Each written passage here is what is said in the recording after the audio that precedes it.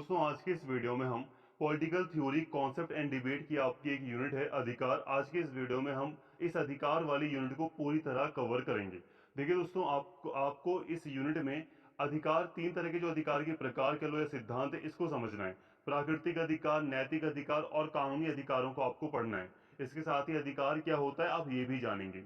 इसके अलावा अधिकार और दायित्व में कैसा संबंध है, दोनों का कैसा रिलेशन है, आपको इसको समझना है। सारी बातें आपकी नई एजुकेशन पॉलिसी के सिलेबस के तहत ही हो रही हैं। ठीक है, सारी बातें आप जो आपको समझाई जा रही हैं यहाँ पर, वो सारी की सारी आपकी सिलेबस के अकॉर्डिंग ही हैं। तो यही कहूंगा, वीडियो को पूरा देखना ताकि सारी बातें आप समझ सकें। सबसे पहले बात करते हैं अधिकार होता क्या है। तो अधिकार राज्य के अंतर्गत व्यक्ति को प्राप्त होने वाली ऐसी अनुकूल परिस्थितियां और अवसर हैं जिनसे उसे आत्म विकास में सहायता मिलती है।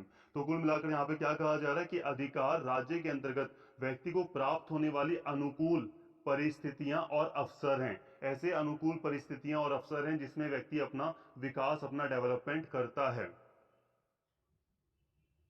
ऐसी अनुकूल परिस्थितियां तथा अवसर जिनकी सहायता से व्यक्ति अपना विकास कर सकता है, उसे अधिकार कहा जाता है।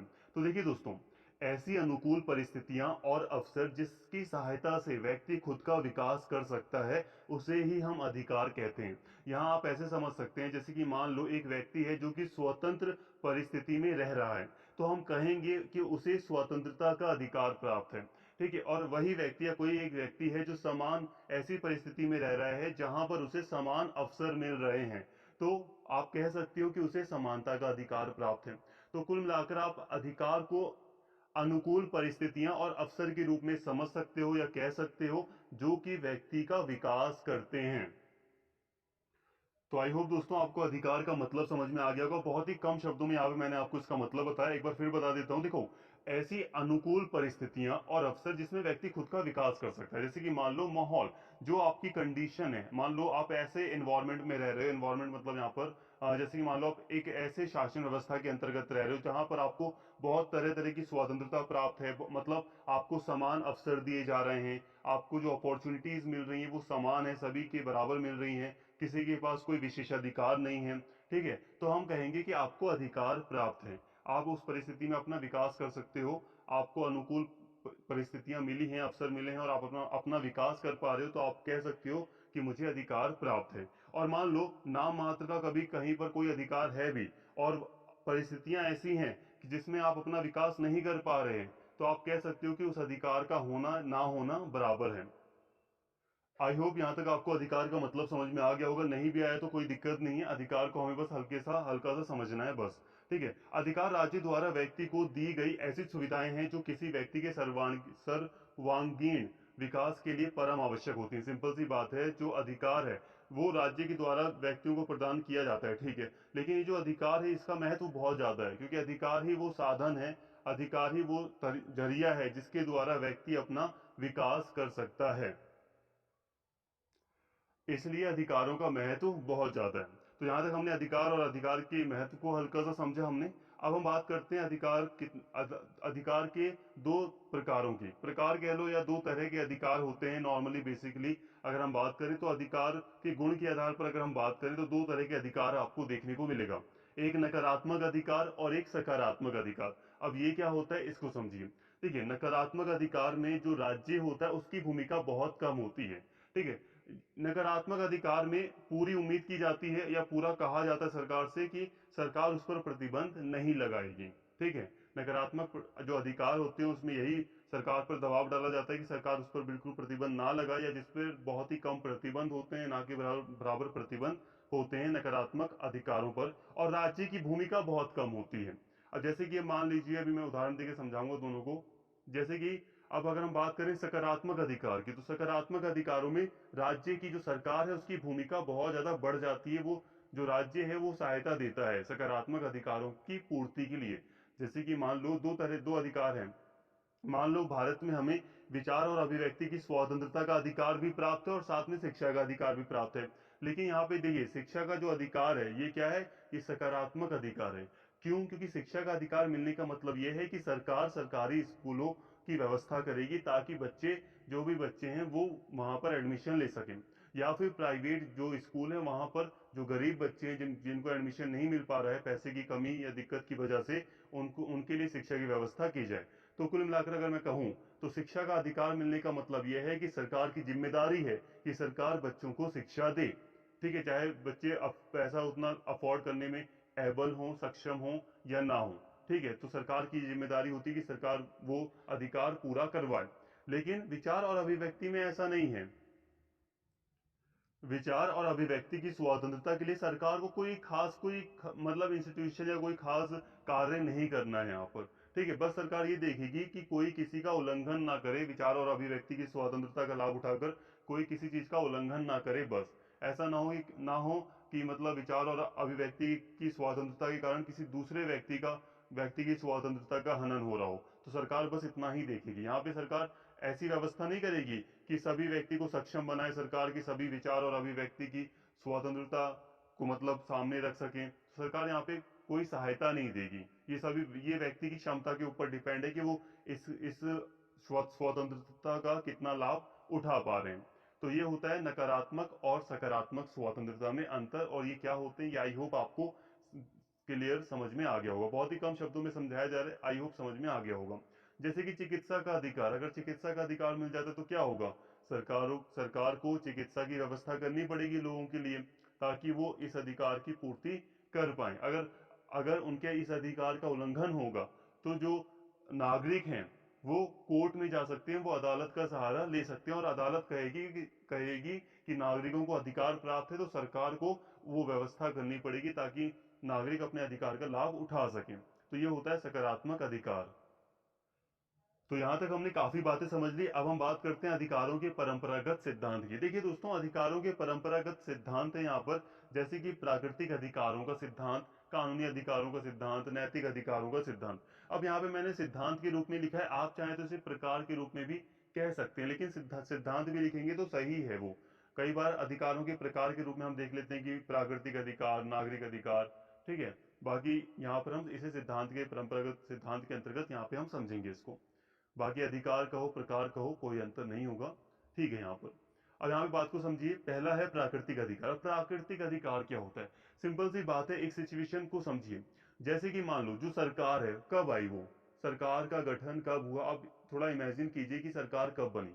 जाहिर सी बात है, जब मानव का मतलब जन्म हुआ, जब इंसान का जन्म हुआ, तो डायरेक्टली तो सरकार आई नहीं थी कि सभी लोगों को सरकार संभालेगी, एक व्यवस्था बनाएगी, कानून वगैरह बनाएगी। तो सरकार का निर्माण तो बाद में हुआ है। ठीक है, मनुष्य पहले आया है। तो यहां पर कहने का मतलब यही है कि क्योंकि जो सरकार है वो बाद में आई है, जो मनुष्य है वो सरकार से भी पहले आया है। ठीक है, तो इसीलिए मनुष्य के पास कुछ प्राकृतिक अधिकार थे। सिंपल सी बात को यहाँ पे आप आसानी से समझिए। देखिए क्या हुआ, अब आपको बहुत सारी थ्योरीज आगे के सेमेस्टर्स में या जो भी आगे के जो दूसरे सब्जेक्ट्स हैं उसमें पढ़ाई जाएंगी। देखिए प्राकृतिक अधिकारों से जुड़े जो सिद्धांत है वो आपको कैसे मतलब क्या बताएंगे। देखिए दोस्तों, क्या था कि राज्य का गठन क्यों किया गया, इसे आप समझिए। सरकार क्यों बनाई गई? पहले क्या था, जब सरकार नहीं हुआ करती थी, जब राज्य नहीं था, तब भी लोग रहते थे। ठीक है, तब बस दिक्कत क्या थी कि व्यवस्था नहीं थी। जैसे जैसे जनसंख्या बढ़ती गई तो व्यवस्था की डिमांड बढ़ी कि हाँ थोड़ी व्यवस्था होनी चाहिए।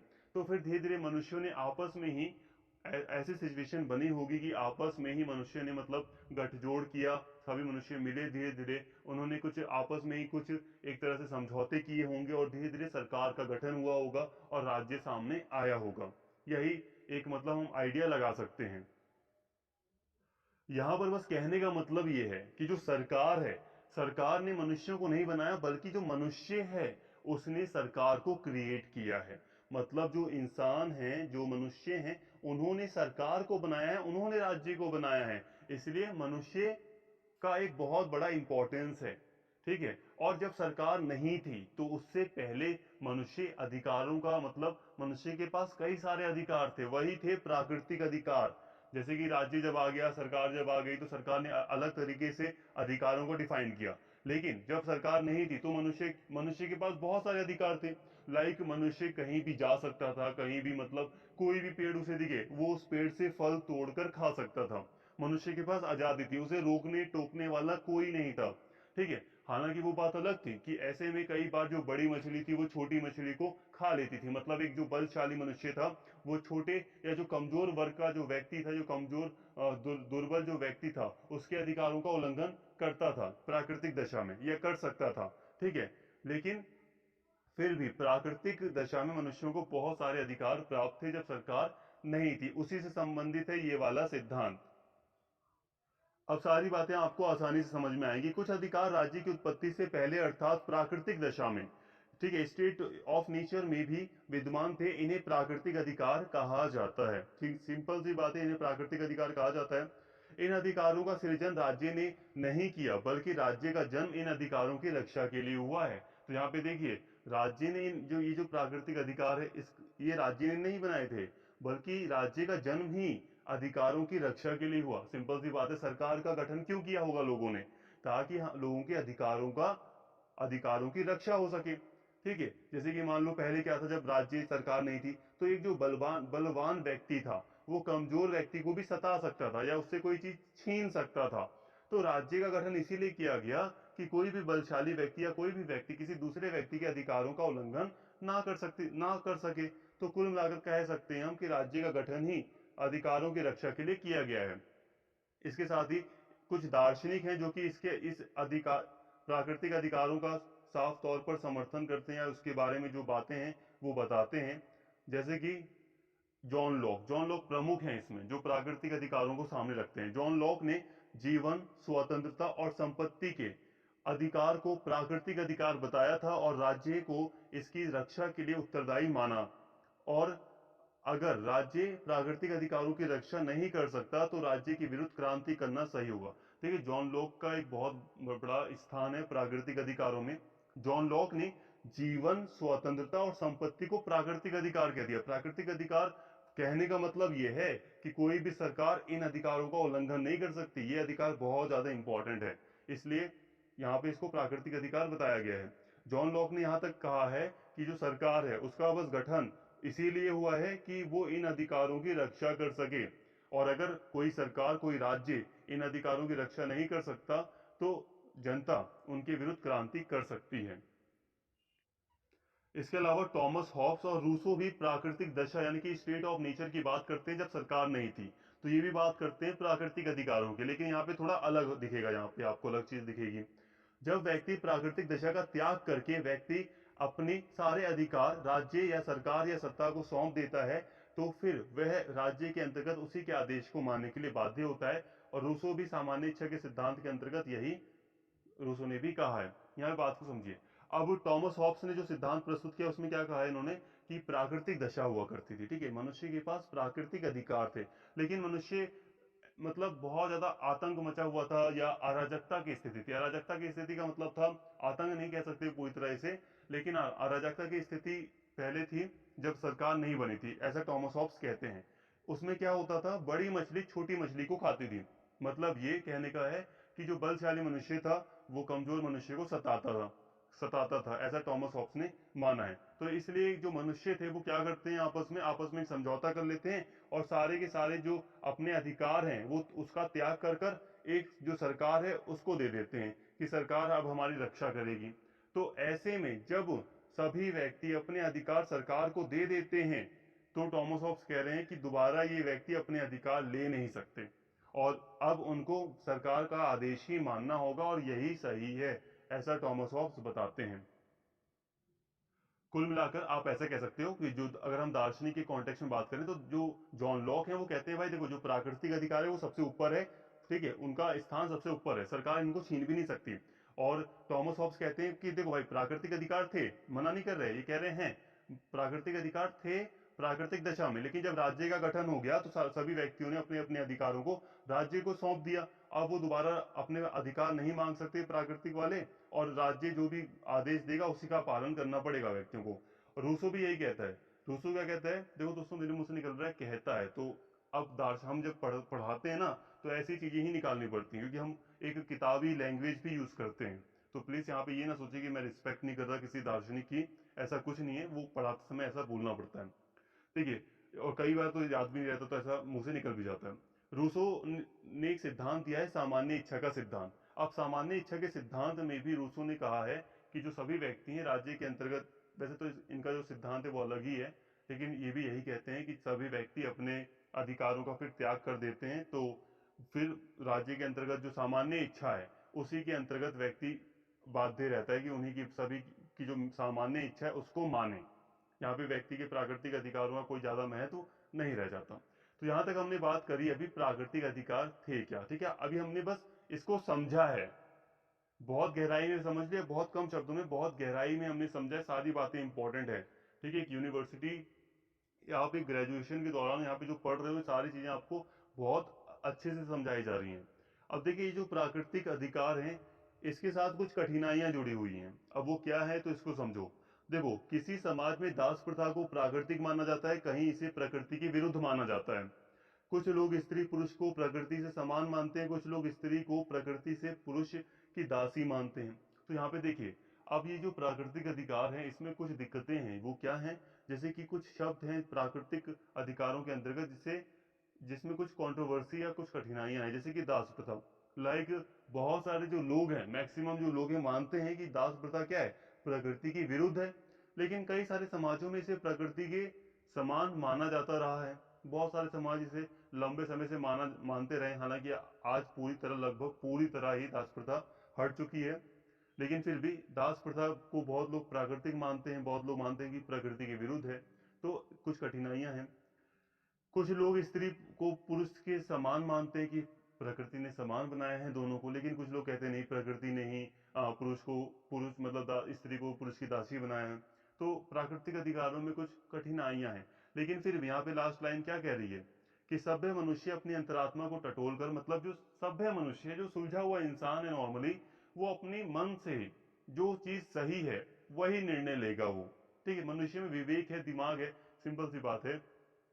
आज कौन कहेगा कि कुछ लोग स्त्री पुरुष के अधीन है, या जो प्रकृति है उसने स्त्री को पुरुष की दासी बनाया है, कौन मानेगा, ठीक है। मैक्सिमम जो लोग हैं जिनमें विवेक है नॉर्मल जो ठीक है, वो नहीं मानेंगे, वो कहेंगे कि ये बात बिल्कुल गलत है, प्रकृति ने मनुष्य और सॉरी जो मनुष्य है उन सभी को समान बनाया है, स्त्री पुरुष सभी समान है, ठीक है।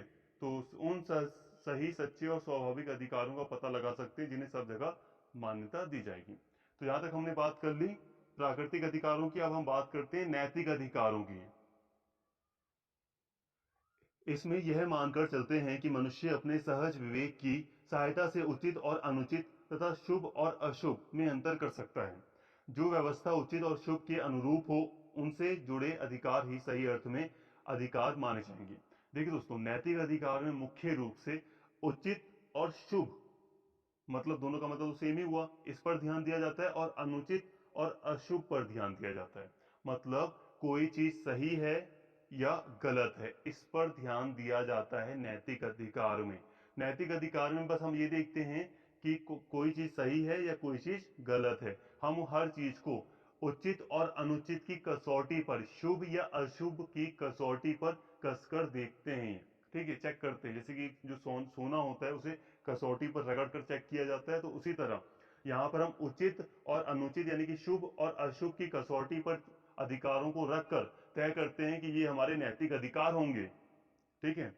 जैसे कि जब किसी अधिकार को नैतिक भावना से प्रेरित होकर अपनाया जाता है तो उस अधिकार को नैतिक अधिकार कहा जाता है। जब अमान यहाँ पे समझिए, जब हम किसी अधिकार को नैतिक जो चीजें हैं, नैतिक जो भावना है उस आधार पर अपनाते हैं तो उसे हम कहते हैं नैतिक अधिकार। इसमें आप नैतिकता के बहुत सारे उदाहरण देख सकते हैं, जैसे कि मान लो जो बुजुर्ग लोग हैं या जो महिलाएं हैं उनको सीटें प्रदान करें। आप मेट्रो में अगर ट्रेवल करते हैं दिल्ली मेट्रो वगैरह में, तो आप ऐसा सुनेंगे, ठीक है, और ऐसा लिखा भी रहता है, ठीक है। तो आप ये क्या देखते हैं, आप ये चीजें दिखा रही हैं कि देखो बुजुर्गों को या जो जिसको सीट की नीड है, ठीक है, रिक्वायरमेंट है, बैठने के लिए सीट की नीड है, जरूरत है बैठने के लिए, तो उसको जब हम सीट देते हैं तो ये उनका नैतिक अधिकार के तौर पर है, या हम नैतिक भावना से उनको प्रदान कर रहे हैं। क्यों? क्योंकि ये चीज उचित है।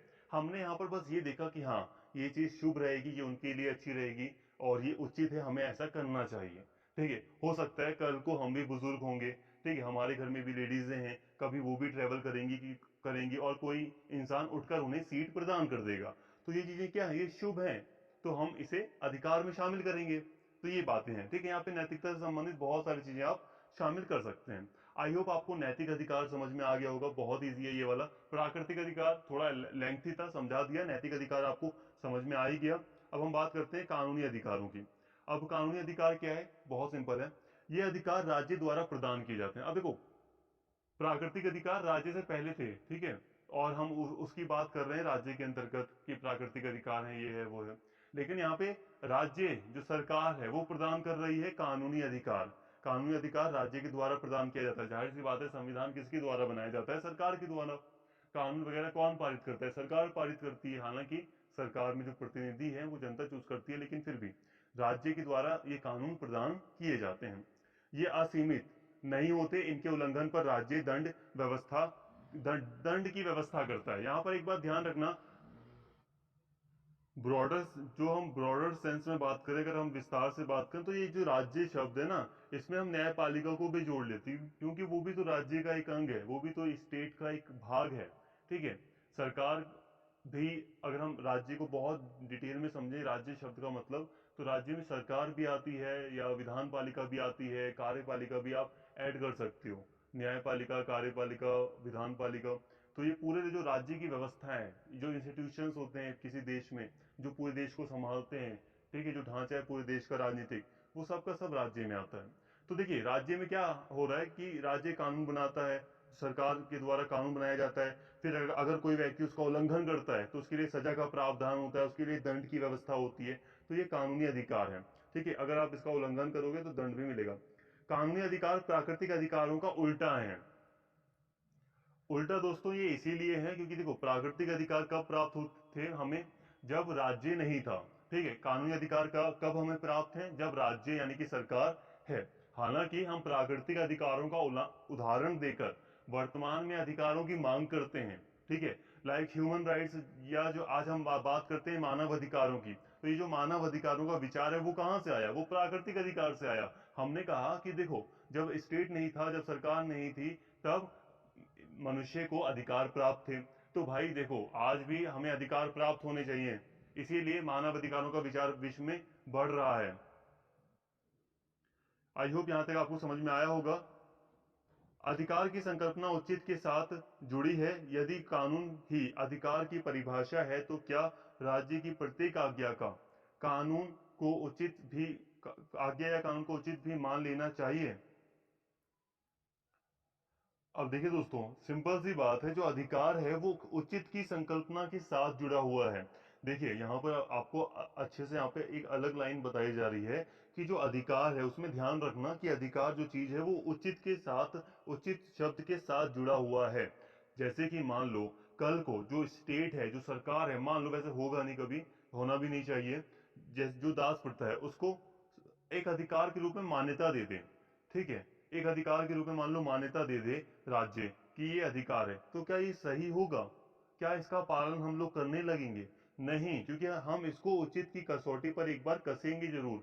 उचित की कसौटी पर हमें देखना पड़ेगा, तो हमें लगेगा कि ये अधिकार उचित नहीं है, दास प्रथा समाज के लिए बिल्कुल भी उचित नहीं है, तो ये चीज गलत होगी, तो हम इसको रद्द करवाएंगे या सरकार रद्द करेगी इसको। तो अधिकार की संकल्पना उचित के साथ जुड़ी हुई है, ये बात ध्यान रखना। आई होप यहाँ तक आपको काफी बातें क्लियर हो गई होंगी। अब हम बात करते हैं अधिकार और कर्तव्य परस्पर संबंध की। कर्तव्य लिखा है मैंने यहाँ पर, आप चाहें तो दायित्व भी लिख सकते हैं, वैसे दायित्व कर लो, ज्यादा इजी रहेगा, क्योंकि आपके सिलेबस में यहाँ पे दायित्व लिखा है, ऑब्लिगेशन लिखा है इंग्लिश में। तो कर्तव्य और दायित्व, या सॉरी, अधिकार और कर्तव्य, या और ऐसे भी कह सकते हो अधिकार और दायित्व, बात वही होगी। अधिकार और कर्तव्य एक दूसरे के पूरक हैं, इन्हें एक ही सिक्के के दो पहलू कहा जाता है। कोई भी अधिकार तभी प्राप्त होता है जब नागरिक अपने कर्तव्यों का पालन करते हैं। जब हम कानून और राज्य को अधिकारों का संरक्षक कहते हैं, तो कानून और राज्य की आज्ञाओं का पालन करना नागरिकों का कर्तव्य हो जाता है। यहाँ पे बात को ध्यान से समझिए। देखिए, अधिकार और कर्तव्य या दायित्व एक दूसरे से बिल्कुल जुड़े हुए हैं, एक दूसरे के पहलू हैं। दो, जैसे कि एक सिक्के के दो पहलू होते हैं, सिंपल सी बात है। मान लीजिए जो एक सिक्का है, ठीक है, अब मान लो एक सिक्का है, 5 रुपए का मान लो सिक्का है, ठीक है। अभी 5 रुपए के सिक्के में जो शेर वगैरह का निशान बाहर, जो अशोक स्तंभ वगैरह बना रहता है, ठीक है, वो बना हुआ है, आगे का जो भाग है वो बना हुआ है, लेकिन पीछे का जो भाग है जिस पर लिखा रहता है 5 रुपए वगैरह जो भी डिजाइन बना रहता है वो पूरी तरह प्लेन है। तो क्या ये सिक्का चलेगा? मतलब यही है कि सिक्के के दो पहलू होते हैं, हेड या टेल हम बोलते हैं नॉर्मली। तो जो एक भी पहलू अगर सिक्के का बिल्कुल मतलब सिंपल हो जाए, धुंधला पड़ जाए या बिल्कुल दिखाई ना दे, तो क्या एक पहलू के चलते कोई सिक्का चलेगा? नहीं चलेगा। ठीक है, तो यहाँ पे यही कहा जा रहा है कि अधिकार और कर्तव्य दोनों एक दूसरे के पूरक हैं और दोनों ही एक ही सिक्के के दो पहलू हैं। इससे आप इसका इन दोनों के आपसी महत्व का आकलन कर सकते हैं। देखिए, अधिकार हमें तभी प्राप्त होते हैं जब हम कर्तव्यों का या दायित्वों का पालन करते हैं। सिंपल सी बात है, आज हम अपने माँ बाप की रिस्पेक्ट कर रहे हैं, तभी बदले में हमें उनसे बहुत सारी चीजें प्राप्त होती हैं। जैसे कि मान लो आप अपने पेरेंट्स की आज्ञा का पालन कर रहे हो, जैसा वो कह रहे हैं आप वैसा कर रहे हो, आप पढ़ रहे हो, उन्होंने कहा है पढ़ो, आप पढ़ रहे हो, आप हर चीज उनके मतलब आज्ञा अनुसार कर रहे हो, या नॉर्मली आप उनकी रिस्पेक्ट करते हो, ठीक है, काफी ज्यादा। तो ऐसे में क्या होगा, वो लोग आपको ज्यादा से ज्यादा फ्रीडम देंगे, नॉर्मली यही होता है, ठीक है। वो लोग आपको ज्यादा फ्रीडम देंगे, आप अगर खेलने जा रहे हो तो खेलने भी जाने देंगे। लेकिन अगर आप उनकी रिस्पेक्ट ही ना करो तो क्या होगा, वो आपको और भी ज्यादा आपके ऊपर प्रतिबंध लगाने का प्रयत्न करेंगे, कि आपको जबरदस्ती कहेंगे कि आपको पढ़ना है, जबरदस्ती करेंगे आपके साथ। तो मतलब ये है कि जब तक हम अपने कर्तव्यों का पालन करते हैं, जो हमारा कर्तव्य है, जो हमें करना है, जो दायित्व हमें निभाने, तब तक हमें कई सारे अधिकार या कई सारी स्वतंत्रताएं अधिकारों के रूप में प्राप्त रहती हैं। जैसे कि अगर हम कहते हैं कि जो सरकार है उसका काम है अधिकारों की रक्षा करना, तो जो नागरिक हैं जिन्हें अधिकार प्राप्त है उनका भी काम है कि वो अपने कर्तव्यों का पालन करें। जैसे कि सिंपल सी बात है, आज हमें भारत में दिखाई देता है कि भारतीय संविधान में 11 कर्तव्य जोड़े गए हैं, जिसमें से एक है कि हमें अपने तिरंगे का सम्मान करना है। तो सिंपल सी बात है, अगर हम अपने तिरंगे का सम्मान नहीं करेंगे तो इतने सारे जो मौलिक अधिकार हमें प्राप्त हैं उनका क्या मतलब महत्व रह जाएगा? सरकार मतलब क्यों आपको मौलिक अधिकार का लाभ देगी? तो सिंपल सी बात है, जब तक हम अपने कर्तव्यों का पालन करेंगे तब तक हम अपने अधिकारों का लाभ उठा सकते हैं। जैसे कि अगर आपने देखा होगा कई बार कई तरह के दंगे फसाद होते हैं, उसमें क्या होता है, उसमें सरकारी संपत्ति का नुकसान होता है। मतलब एक नागरिक अपने कर्तव्य का उल्लंघन कर रहा है, और साफ तौर पर जो भारतीय संविधान है उसमें लिखा गया है या उसमें प्रावधान जोड़ा गया है कर्तव्यों के रूप में, दायित्वों के रूप में, कि भारतीय नागरिक का कर्तव्य या दायित्व है कि वो सरकारी संपत्ति या जो देश की संपत्ति है उसकी रक्षा करे या उसको नुकसान ना पहुंचाए, कम से कम उसको नुकसान ना पहुंचाए। तो अगर कोई व्यक्ति अपने दायित्वों का उल्लंघन करता है, दायित्वों को निभाता नहीं है, तो वो अधिकारों की अपेक्षा कैसे कर सकता है? तो यहाँ पे बात सिंपल सी है कि अगर आप अपने कर्तव्य, अपने दायित्व निभाएंगे तभी सरकार आपको आपके अधिकार प्रोवाइड कराएगी। ठीक है, भारतीय संविधान में जिन मूल अधिकारों की, फंडामेंटल राइट्स की व्यवस्था की गई है, वे नागरिकों के अधिकार हैं। ठीक है, राज्य के नीति निर्देशक तत्व भी एक तरह से व्यक्ति के अधिकार है। राज्य के नीति निर्देशक तत्वों में भी व्यक्तियों को बहुत तरह के अधिकार दिए गए हैं, हालांकि वो राज्य के पक्ष में, राज्य को उसके लिए बहुत सारे काम करने पड़ते हैं। जैसे कि समान वेतन मिले स्त्री पुरुष को, ये व्यवस्था किसमें की गई है? समान कार्य के लिए समान वेतन, ये व्यवस्था की गई है राज्य की नीति निर्देशक सिद्धांतों में। तो राज्य की नीति निर्देशक सिद्धांत, फंडामेंटल जो राइट्स हैं, मूल अधिकार हैं भारतीय संविधान में, तो इसमें भारतीय नागरिकों को बहुत सारे, भारत में रहने वाले व्यक्तियों को बहुत सारे अधिकार प्राप्त हैं, लेकिन साथ में ही कुछ कर्तव्य जोड़े गए हैं। अब भारतीय संविधान में मूल कर्तव्यों की भी व्यवस्था कर दी गई है। ठीक है, 11 कर्तव्य जोड़े गए हैं, तो अब मूल कर्तव्य भी हैं। कहने का मतलब यही है कि अगर आपके पास अधिकार हैं तो आपको कुछ कर्तव्य भी निभाने पड़ेंगे, आपको अपने देश के प्रति वफादार भी रहना पड़ेगा, आपको अपने देश के प्रति एक सम्मान व्यक्त करना पड़ेगा, जो कर्तव्य, जो दायित्व हैं वो निभाने पड़ेंगे। तो अधिकार और कर्तव्य दोनों साथ चलते हैं। अकेले अधिकार अराजकता को जन्म देंगे। अगर सिंपल से सोचिए, आपको कोई भी दायित्व निभाना नहीं है, आप कोई भी दायित्व नहीं निभा रहे हैं, आपके पास सिर्फ अधिकार है, तो इससे क्या होगा? इससे अराजकता फैलेगी, और अराजकता में अधिकार निरर्थक हो जाएंगे। और देखिए, सिंपल सी बात समझिए, अधिकार, अगर सिर्फ अधिकार दिया जाएगा तो अराजकता फैलेगी, और अराजकता के कारण अधिकार भी नष्ट हो जाएगा, अधिकार का महत्व भी नहीं रह जाएगा। यहाँ पे बात यह है कि देखो, अधिकार, सिर्फ जब अधिकार होगा व्यक्तियों के पास तो अराजकता होगी। कैसे? अधिकार होने से ये होता है कि भाई देखो मेरे पास ये अधिकार है, मैं ये चीज कर सकता हूँ, मैं ये चीज कर सकता हूँ, तो सभी व्यक्ति अपनी अपनी मनमानियां करेंगे। सरकार का महत्व नहीं रह जाएगा। सरकार कैसे कंट्रोल करे किसी व्यक्ति को? ठीक है, जब सबके पास अधिकार ही अधिकार है, उनके कुछ कर्तव्य या कुछ मतलब दायित्व है ही नहीं, तो अराजकता फैल जाएगी। सर हर व्यक्ति अपने आप को पूरी तरह स्वतंत्र मानेगा। ठीक है, तो सरकार सरकारी जो व्यवस्था है वो नष्ट हो जाएगी। एक एनार्की या अराजकता की जो व्यवस्था है वो स्थापित हो जाएगी। और ऐसी व्यवस्था में क्या होगा दोस्तों? एक व्यक्ति दूसरे व्यक्ति के अधिकारों का उल्लंघन करेगा। जब सरकार कमजोर पड़ जाएगी, जब सरकार इतना काबिल नहीं रहेगी कि वो अपने या जो नागरिक हैं उनके अधिकारों का मतलब उनके अधिकारों का रक्षा कर सके, संरक्षण प्रदान कर सके उन्हें, तो जाहिर सी बात है एक व्यक्ति दूसरे व्यक्ति के अधिकारों का उल्लंघन करेगा। तो इससे क्या होगा? अधिकार का होना ना होना भी बराबर रह जाएगा। और अगर सिर्फ कर्तव्य ही होंगे व्यक्तियों के पास, मान लो ऐसी दूसरी इसके विपरीत सिचुएशन आ जाती है कि व्यक्तियों के पास कोई अधिकार नहीं है लेकिन सिर्फ उनको दायित्व निभाना है अपना, मतलब सरकार ने मतलब क्या कर दिया कि व्यक्तियों को कोई अधिकार नहीं दिए लेकिन उनसे कहा कि आप अपने दायित्वों को निभाइए। तो ऐसे में क्या होगा? जो सरकार होगी वो निरंकुश हो जाएगी, निरंकुश सत्ता स्थापित हो जाएगी। मतलब ये कि सरकार बस अपना फायदा देख रही है और व्यक्ति बस अपने दायित्वों को पूरा कर रहे हैं, अपनी जो ऑब्लिगेशंस हैं, जो कर्तव्य हैं राष्ट्र के प्रति उनको निभा रहे हैं, लेकिन उनको कोई भी अधिकार नहीं मिला। तो इससे क्या होगा? जो जो भी तंत्र होगा, चाहे वो राजशाही हो, चाहे वो कोई भी तंत्र हो शासन का, वो निरंकुश हो जाएगा। वो निरंकुश हो जाएगा मतलब जनता के प्रति जवाबदेह नहीं रहेगा। मतलब जो सत्ता होगी, जो सरकारी सत्ता होगी वही हावी रहेगी। तो इस तरह हम कह सकते हैं कि सरकार अधिकार और कर्तव्य दोनों का ही होना बहुत ज्यादा आवश्यक है साथ में ही। तो दोनों के बीच में एक बहुत बड़ा या बहुत गहराई का संबंध है और दोनों ही एक साथ चलते हैं। अधिकार और कर्तव्य दोनों ही एक दूसरे के पूरक हैं। आई होप यहाँ तक आपको सारी बातें समझ में आ गई होंगी। इससे आपकी जो यूनिट थी अधिकार वाली पूरी तरह समाप्त होती है। उम्मीद करता हूँ वीडियो आपको पसंद आई होगी। अगर वीडियो अच्छी लगी हो तो प्लीज चैनल को सब्सक्राइब कर लें, वीडियो को लाइक करें, शेयर करें और कमेंट करके अपना फीडबैक जरूर दें। Thank you.